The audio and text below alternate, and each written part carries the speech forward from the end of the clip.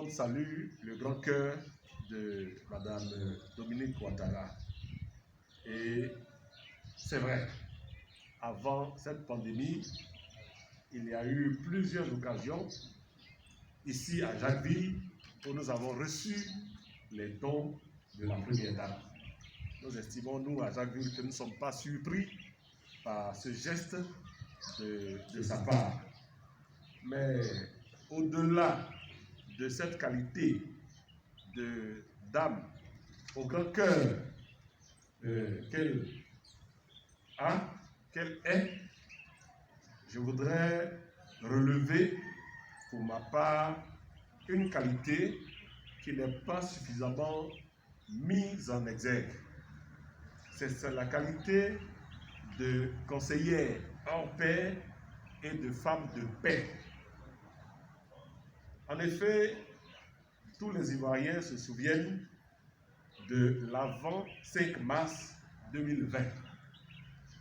Le 5 mars 2020 est devenu en Côte d'Ivoire une date référence parce que c'est le 5 mars 2020 à Yamoussoukro que le président de la République, M. Alassane Ouattara, a annoncé solennellement et publiquement qu'il ne sera pas candidat à sa propre succession à l'élection présidentielle de 2020.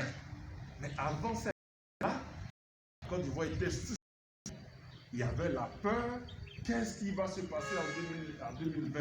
Est-ce que la Constitution sera modifiée dans un sens donné? Est-ce que ceci, est-ce que cela? Et la peur avait envahi toute la Côte d'Ivoire. Et le 5 mars 2020, à Yamoussoukro, de manière solennelle et officielle, il a annoncé qu'il ne sera pas candidat à sa propre succession et qu'il passerait la main à une nouvelle, une jeune génération.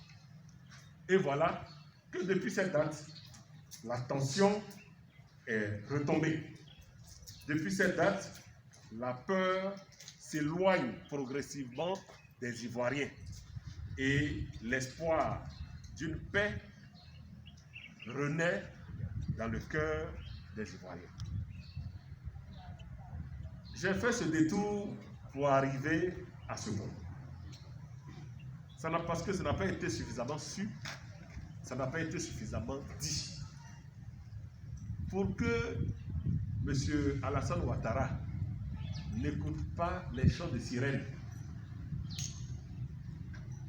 il a fallu que Dominique Ouattara, son épouse, lui inspire le bon chemin à suivre, le chemin qui préserve la paix dans notre pays et qui préserve la vie dans notre pays. Parce que elle est une bonne conseillère de son mari. Elle aurait pu faire comme d'autres, pousser son mari à y aller et devant le désordre, ce désordre allait tuer plus que le coronavirus qui nous réunit ce matin. Donc elle a été bonne conseillère, elle a été femme de paix et je voudrais lui rendre hommage pour ça.